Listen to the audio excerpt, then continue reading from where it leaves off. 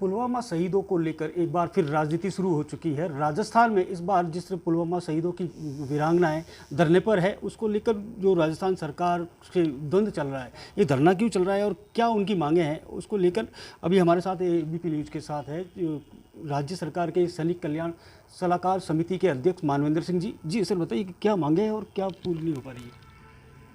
मांगे सब पूरी हो गई हैं, केवल एक विषय रहा है, वो नौकरी देने वाला, और 2 वीरांगनाएं अपने देवर के लिए नौकरी मांग रही हैं जो हमारे नियम के विरुद्ध है और उसके हम कभी पक्ष ले नहीं सकते, क्योंकि जो हमारे नियम है वो वीरांगना या वीरांगना के पुत्र या पुत्री के लिए है, और ये हम चाहते हैं कि ये नियम वैसे ही बने रहें। सभी वीर परिवारों के लिए, सभी वीर सैनिकों के लिए यही नियम रहेंगे, पूर्व में रहें और भविष्य में यही रहेंगे। हमारे नियम बदलेंगे नहीं किसी एक परिवार या 2 परिवारों की परिस्थिति को देखते हुए। जहाँ कुछ दबाव, कोई अन्य सामाजिक कारण वीरांगनाएं अपने देवर के लिए नौकरी मांग रही है, हम उसके पक्ष में नहीं है। नहीं, आप उनके पक्ष में नहीं है, और इसको लेके ये नौकरी देने के लिए कोई प्रावधान है या फिर केंद्र सरकार दे सकती है? सीआरपीएफ में जवान थे, जरूर दे सकती है, क्योंकि ये विषय सीआरपीएफ का है। सीआरपीएफ गृह मंत्रालय भारत सरकार के अधीन है।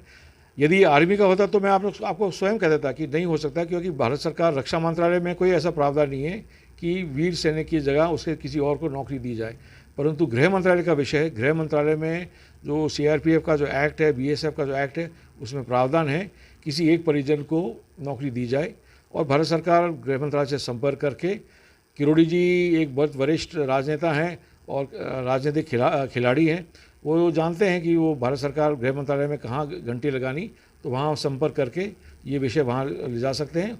और वीरांगनाओं को ये चाहते हैं कि नौकरी, अपने देवर को नौकरी दिलाना है, तो उनके द्वारा ये कर सकते हैं विषय। जी, ये तो हुआ सर ये वीरांगनाओं को लेके। अब मैं बात कर रहा हूँ, ये चुनावी साल है राजस्थान में, और बाड़मेर में असदुद्दीन ओवैसी की कल बहुत बड़ी सभा होने जा रही है। वो दावा कर रहे हैं कि हमारी सभा में 40 से 50 हज़ार लोग इकट्ठे होंगे। मैं असदुद्दीन ओवैसी को कई वर्षों से जानता हूँ, हम साथ सांसद रहे हैं, और एक बहुत पढ़े लिखे वकील हैं, और इनकी जो योजना है, चाहे राजस्थान में हो चाहे अन्य राज्यों में हो, मैं उसके पक्ष में नहीं हूँ।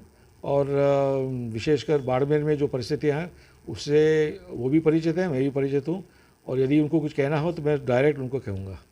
जी सर, आप उनको डायरेक्ट कहेंगे, मगर आपको क्या लगता है उनको जिस तरह से सभा हो रही है, 50 हज़ार का दावा किया जा रहा है, इसको किस तरह से देख रहे हैं? वो तो कोई भी राजनेता दावा कर सकता है। जैसे किरोड़ी जी ने भी कोई दावा करा होगा इन महिलाओं को धरने में बिठाने के लिए, तो ये तो राजनीतिक विषय है। और आज ये चुनावी वर्ष है, इसलिए राजस्थान में जहाँ 3 पुलवामा शहीद हुए थे, इसलिए यहाँ धरना प्रदर्शन हो रहा है।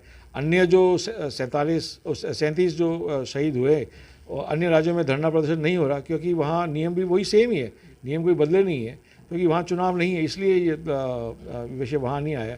यहाँ राजनीतिक वर्ष गर्मागर्म है, इसलिए ये विषय यहाँ आया है। तो सर, ये राजनीतिक विषय गर्मा गर्म है, चुनाव है, आपको लगता है, और गर्म हो रहा माहौल, इसको ठंडा क्यों नहीं कर पा रहे?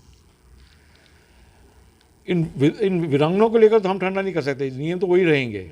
ये तो जो राजनेता ऐसी रोटी सेक रहे हैं, नई परंपरा और नए विषय को उठाकर, और राजस्थान की संस्कृति के विपरीत, वो उनकी आत्मा जाने और उनका संस्कार जाने, उस पर तो मैं टिप्पणी नहीं करूँगा।